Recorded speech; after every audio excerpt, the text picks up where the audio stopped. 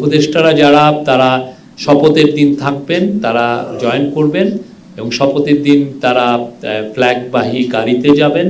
যাওয়ার পরে যখন শপথ অনুষ্ঠিত হয়ে যাবে, আসার সময় তারা ওই গাড়ি তাদেরকে তাদের বাসায় পৌঁছে দিবে, কিন্তু আর ওইখানে আর ফ্ল্যাগ থাকবে না। তারা সবাই দেশেই আছেন, তারা দেশের গর্বিত সন্তান, দেশের সামনের ফিউচারে দেশকে আরও এগিয়ে নিতে তারা তাদের সর্বোচ্চ এফার্টস দিবেন।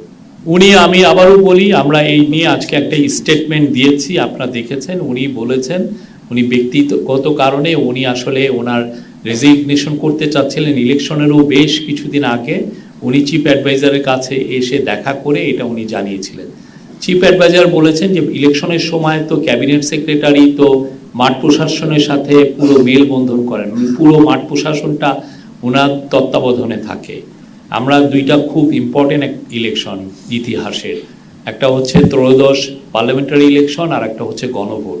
এই দুইটা ইলেকশনে যেহেতু মাঠ প্রশাসন কে একটা কোঅর্ডিনেশনের একটা ইস্যু আছে, সেই জন্য চিফ অ্যাডভাইজার তাকে রিকোয়েস্ট করেছিলেন যে আপনি একটু থেকে যান।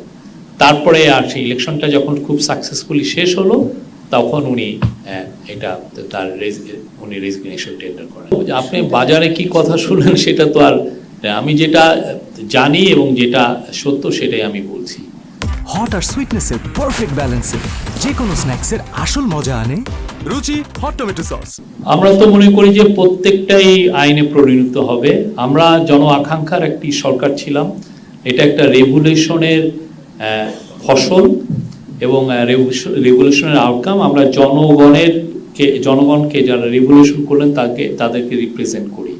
আমরা আশা করি আমরা যে কাজগুলো হয়েছে সেগুলো সত্যিকার অর্থে দেশে আইনের শাসন প্রতিষ্ঠার জন্য, মানুষের অধিকার সমুন্নত করার জন্য, দেশের গভর্নমেন্টকে অ্যাকাউন্টেবল করার জন্য, দেশের আইন শৃঙ্খলা বাহিনী এবং আইন প্রয়োগকারী সংস্থা সবগুলোকে অ্যাকাউন্টেবল করার জন্য, আপনার আমার জনজীবনে স্বস্তি ফিরিয়ে আনার জন্য এই আইনগুলো করা হয়েছে। দেশের ব্যাংকিং সেক্টর, দেশের ইকোনমি ওইটাকে আরও ভাইব্রেন্ট করার জন্য এই সমস্ত লগুলো করা হয়েছে, বা কিছু কিছু ক্ষেত্রে এক্সিকিউটিভ অর্ডার দেওয়া হয়েছে। তো আমরা আশা করছি যে এই লগুলো, এই অর্ডিন্যান্সগুলো যখন পার্লামেন্ট কনভেন করবে এইগুলো পাস হবে।